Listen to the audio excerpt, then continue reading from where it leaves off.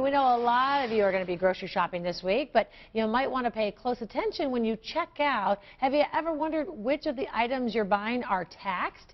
This is a story you'll only see here on Newsstand NBC, and Pat Taney is joining us now with what he found out in this week's Good Question. Well, it's all started because Judy Hall asked me the following question. She says, you know, carbonated water is taxed but not flat water. Pat, can you shed some light on how New York State chooses to tax certain food? It can be very confusing, and not just for water. For instance, this week, if you buy a turkey that's been brined by the store, it is taxed. Buy one with a brine kit and do it at home, it's tax-free.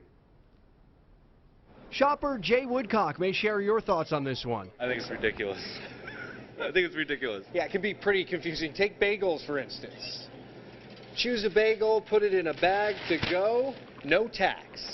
But guess what? The minute you take that bagel, give it to the cook to have it sliced or cream cheese in-house, it is Taxed. This is Jesse Fuchs. He does pricing for Hart's Local Grocers in Rochester. What do you think about the taxation here in New York? I know it's extremely confusing. Since the 1960s, New York State has gone item by item deciding what gets taxed and what doesn't. Prepared foods, for instance. If you get a salad that you intend on consuming within the store, so directly from our hot bar, that will be taxed. But buy a salad to go without tax. Couldn't I just take a salad from the cold case and eat it here?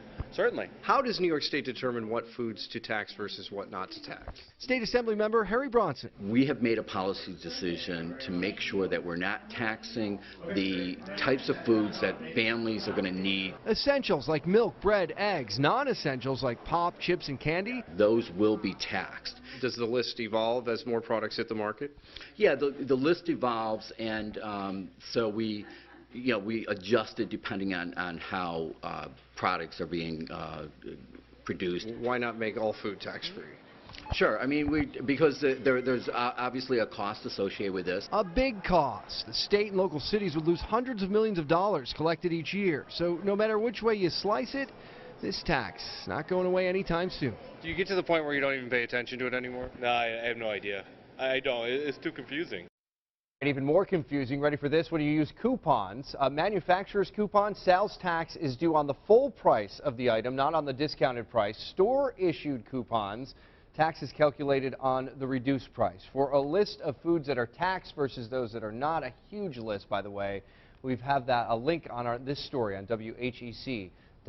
Rebecca, back to you. All right, a lot of good information. I was following right along. All right, thanks, Pat. And if you have a good question for Pat, you can email him at goodquestion@WHEC.com.